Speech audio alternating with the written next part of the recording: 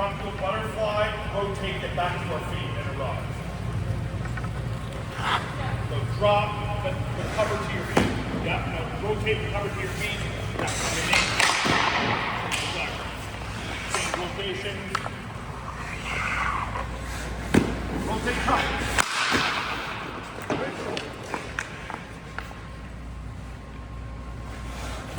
Rotate, cut.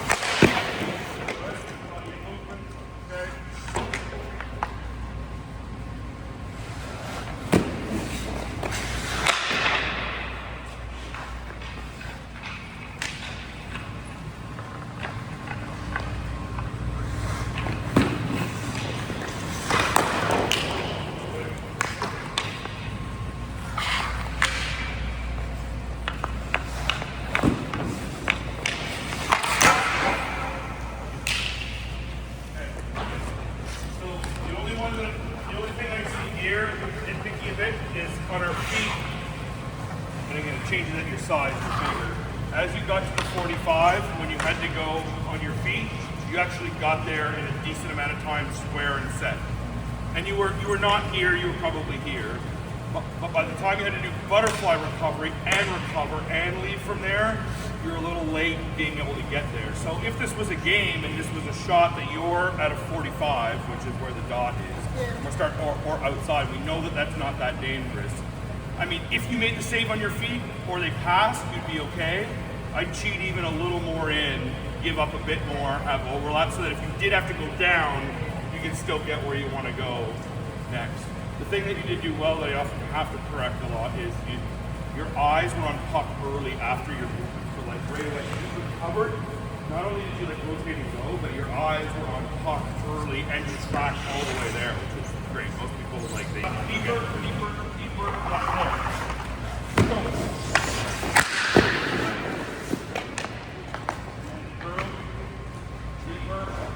there.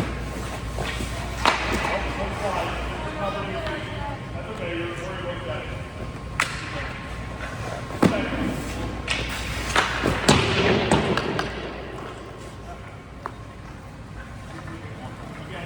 You're going to gauge it. Like if you're really at the 45, you know, if you're at the 45, the puck could be here, and the puck could be here. If it was here, I'd back off some more depth, because there could be another play, and you have a longer time to be able to see the puck and make a save. So I go, you know what, I'm going to just back off here. The more it gets closer to you, the more that if you didn't have to make a pass, you can still get there on your feet like from that distance. And you kind of start to need the depth to be able to make a save. So you kind of got to just judge it a little bit on how much you feel up or how much you save. Okay, let's do the last set, but we're going to move the pucks in. So move the pucks into the bottom of the circle. Same thing for us too. This is just where you're going to butterfly, but you're going to stay in that butterfly and slide. More of a bang bang. More of a bang bang.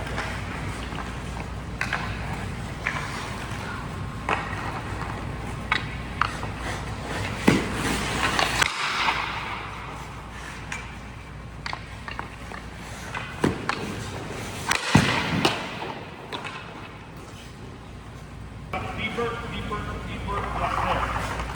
Go.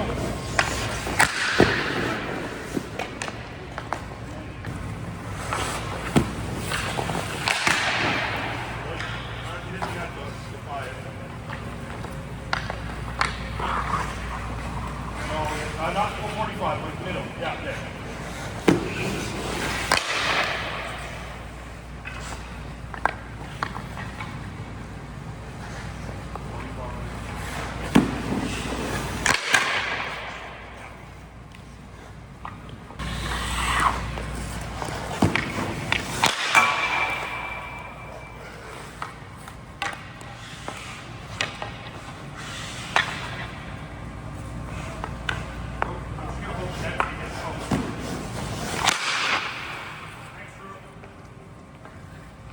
Probably a little early on the through shot. We'll go again. Just doing it like a goalie school shooter where he's just trying to score. Like this is gonna be like a pass through or a rebound team. Take on all throwing them, you're a bit fast. Okay?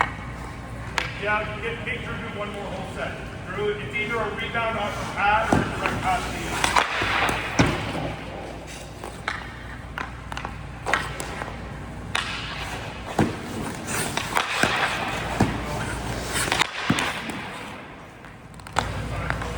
Start in the center, we'll just do a little double shuffle over to the 45, and then we'll go into the RV. Just every time, let's go in a different way. So let's go in on our feet and drop. Let's go in on a slide and drop, or on a drop, slide, and in, just so you're getting kind of three different in. Get that back edge, and I want you to just work it, getting the back edge all the way out. All the way back in, and then just set yourself where you think you want. Okay, so until she's set, then you're going to make a play. It's when you're getting in, finding the edge, having edge control, and then we'll have a little pass up in front, and you're just going to come out of the RV and make the play. Okay? Right, and just put that in. Okay?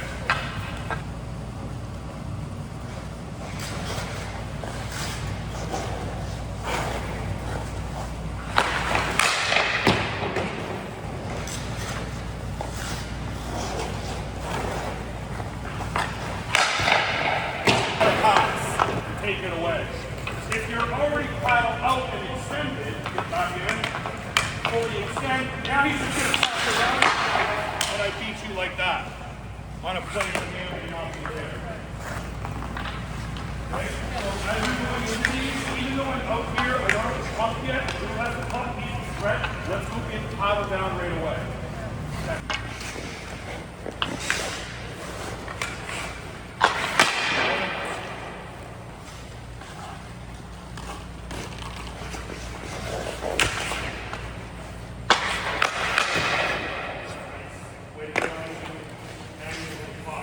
Pushing the puck, not the player.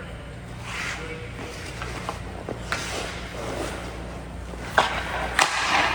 Oh, she had it too. I don't like those flutters. It's flutter because I'm not very good. Ask your dad how his hip is feeling. All right, couple more.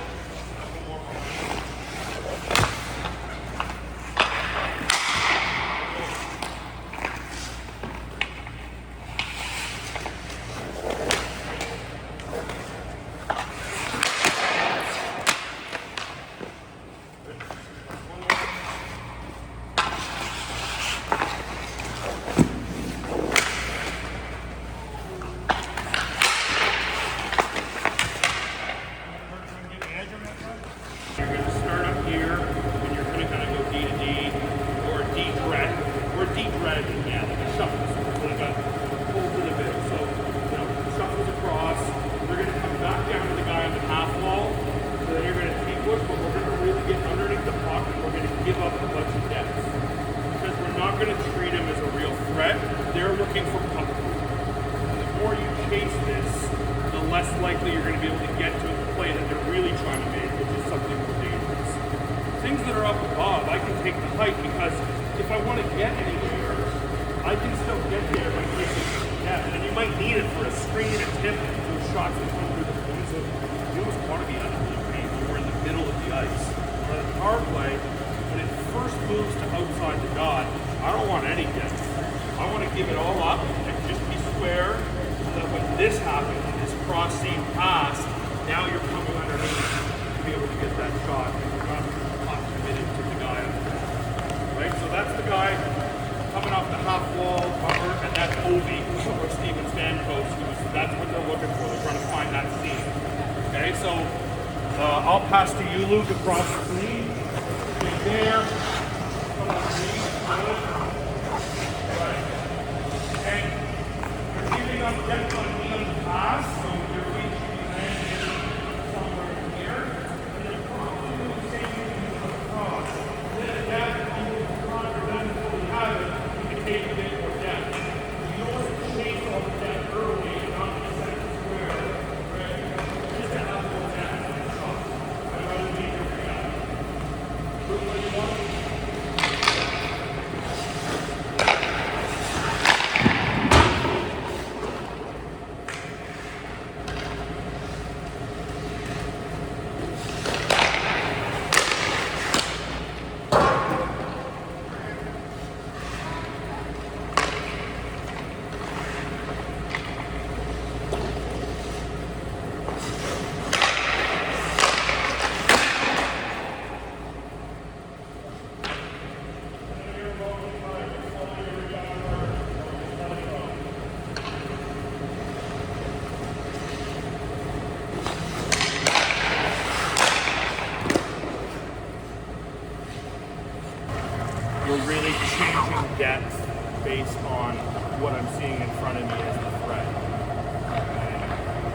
it's up the middle that way, we're going to take it all. We know we can always get back over across. If you got to go 45 to 45 in a hurry, the further out you are chasing them. Usually it's not the first pass. If they move a puck down, they're trying to get the box to move and a seam to open up. They're not looking to move it once, one-timer it. You're going to get that anyway. And you're going to get that whether you take the depth or not. What you want to go is like, yeah, you're probably not doing it. So I'm just going to move deep. I'll take the save from there if they're stupid enough to move. But they're probably trying to get the box to move and fire something more dangerous. And then you're going to have all your edges, all your balance, all your whatever, and you can make your next stop. So, okay, let's go switch sides.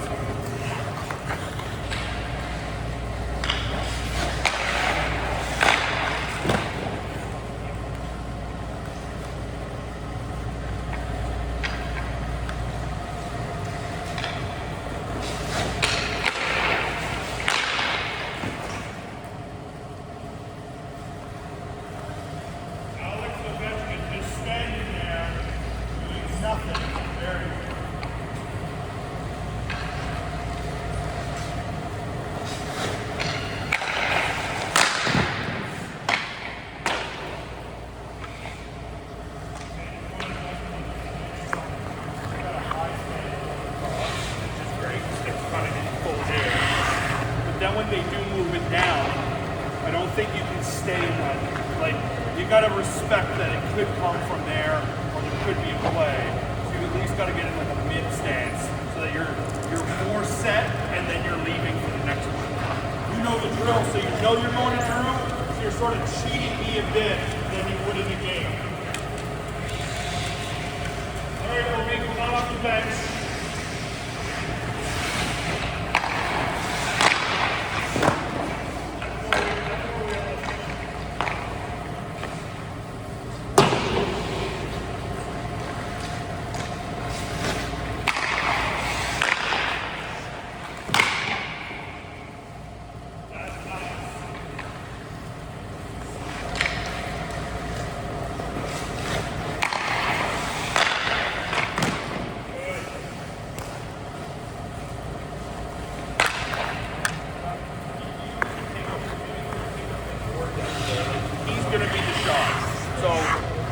So if he fumbles it in any way, part of you being deep here and deep here is that you're early. Like, what I say, early enough to eat a sandwich. So you should beat him by a lot just because you're doing it. So then really take advantage because you are now ready, set, square. He fumbled it. Like, you can really take a bunch more depth. So if he puts those ones up into the bar, your shoulder is up into it. But you're making the decision. You're not trying to take it all at once, right? You took only what you needed to be ready to make the save clean, but then hopefully he bobbles it or doesn't get it off or whatever, then take all the depth, because it's coming from there.